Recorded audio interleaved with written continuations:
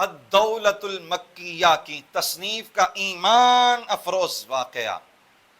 1905 میں سیدی اعلیٰ حضرت علیہ الرحمہ سرکار دو عالم صلی اللہ علیہ وآلہ وسلم کے حضور سلام عرض کرنے اور دوسری مرتبہ حج کرنے حرمین شریفین حاضر ہوئے۔ اس وقت وہاں ترکوں کی حکومت تھی، وہ خوش عقیدہ اور نبی کریم صلی اللہ علیہ وآلہ وسلم کی عظمتوں کو تسلیم کرنے والے حضرات تھے۔ سرور عالم صلی اللہ علیہ وآلہ وسلم کے علم غیب کا انکار کرنے والوں نے شریف مکہ یعنی امور حج و عمرہ کے منتظم اعلیٰ علی عبداللہ پاشا کو کہا، یہاں ہندوستان سے ایک عالم آیا ہوا ہے، وہ عاشق رسول کے طور پر معروف ہے اور کئی کتابوں کا وہ مصنف بھی ہے، اس نے ہندوستان میں مسلمانوں کے عقائد خراب کیے ہیں اور اب یہاں بھی ایسا ہی کرنا چاہتا ہے۔ چونکہ ہند میں انگریزوں کی حکومت ہے اس لیے وہاں اس سے کوئی باز پرس نہیں کی جاتی، آپ اسے دربار میں بلا کر جواب طلب کریں۔ شریف مکہ نے کہا، جب تم خود تسلیم کر رہے ہو کہ وہ علامہ صاحب عاشق رسول اور متعدد کتابوں کے مصنف ہیں تو انہیں دربار میں طلب کرنا ان کی توہین ہے،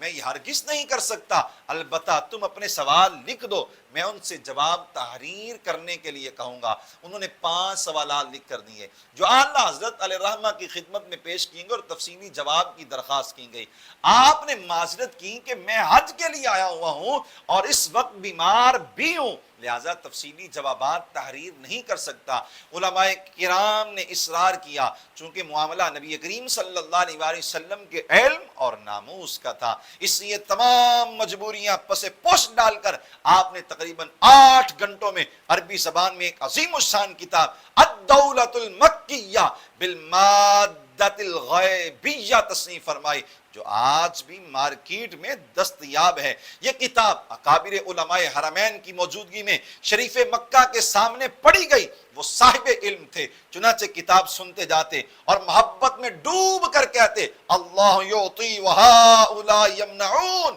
اللہ تعالیٰ اپنے حبیب کریم صلی اللہ علیہ وآلہ وسلم کو عطا فرماتا ہے اور یہ بدبخت روکتے ہیں۔ مکہ مکرمہ میں اس کتاب کی شہرت پھیل گئی اور لوگ منکرین کا مذاق اڑاتے ہوئے کہتے، وہ تمہارے شرک کے فتوے کہاں گئے ہیں؟ 1 سال بعد اعلیٰ حضرت کے خلیفہ قطب مدینہ مولانا ضیاء الدین قادری مدنی علیہ الرحمہ علماء حرمین شریفین کی تصدیقات لے کر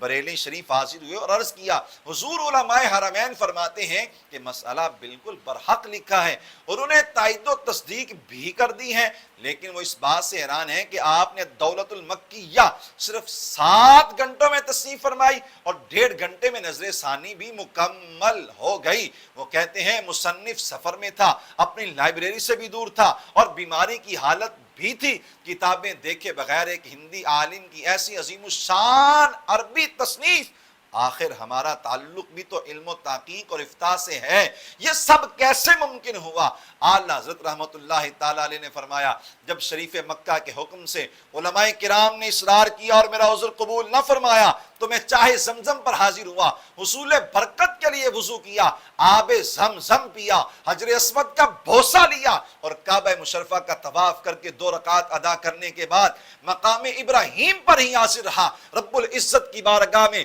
دعا کی، سید الانبیاء اور سرکار غوث اعظم رضی اللہ تعالیٰ عنہ سے مدد طلب کی، پھر بیت اللہ شریف کی زیارت کے لیے نگاہ اٹھائی نا تو دیکھا کہ کعبۃ اللہ کے دروازے پر حبیب لبیب حبیب کریم صلی اللہ تعالیٰ علیہ وآلہ وسلم جلوہ افروز ہیں، دائیں طرف سیدنا علی المرتضی کرم اللہ تعالی وجہہ الکریم اور بائیں طرف غوث الثقلین رحمت اللہ تعالی حضور اقدس صلی اللہ علیہ وآلہ وسلم کی بارگاہ میں حاضر ہیں۔ وہ جو کچھ ارشاد فرماتے رہے فقیر اسے تحریر کرتا رہا، گویا وہ تمام مضامین میرے دل پر القاء کیے جا رہے تھے۔